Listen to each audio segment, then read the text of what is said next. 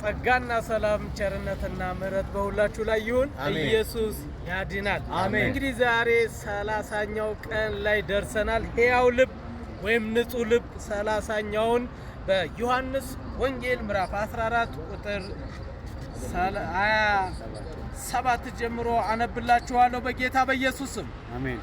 ሰላሜን እተውላችኋለሁ፣ ሰላሜንም እሰጣችኋለሁ። እኔ የምሰጣችሁ ዓለም እንደሚሰጣችሁ አይደለም። ልባችሁ አይታወክ፣ አይፍራ። አሜን፣ ሃሌሉያ።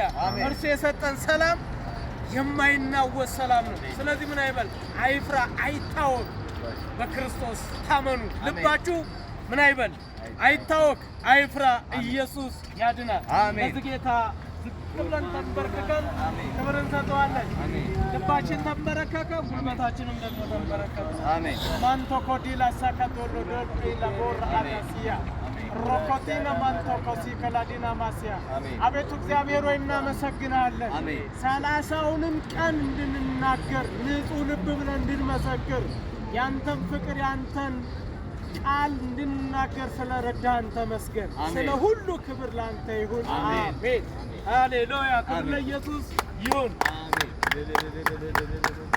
ከኔ ልክ እጅግ